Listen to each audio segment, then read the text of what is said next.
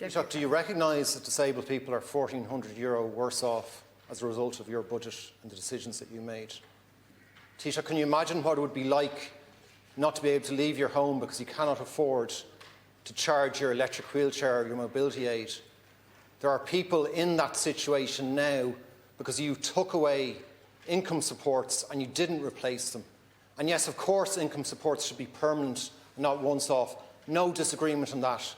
But to take €1,400 off disabled people and not to replace it and just have promises of future actions does not work for people now who are forced to stay at home because they cannot get out of their homes because they cannot charge their mobility aids or electric wheelchairs. That's a result of decisions you've made. It's utterly unjustifiable at a time when there's billions in budget surpluses. You could afford to do this. It would be fiscally sustainable. Your decision is cruel and regressive. So, Taoiseach, I'll ask you again, will you now introduce an emergency payment for disabled people? They are asking you to do this. It needs to happen now, and they cannot wait any longer.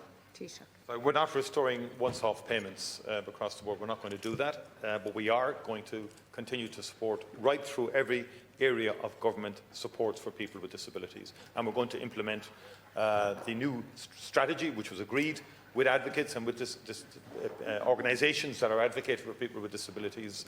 We will implement that in consultation with the various organisations, in particular in the fields of employment, in the field of mobility and transport, where the Minister for Transport will be coming to government very shortly with a new scheme in respect of transport supports, financial supports and adaptations, much broader than earlier schemes have been.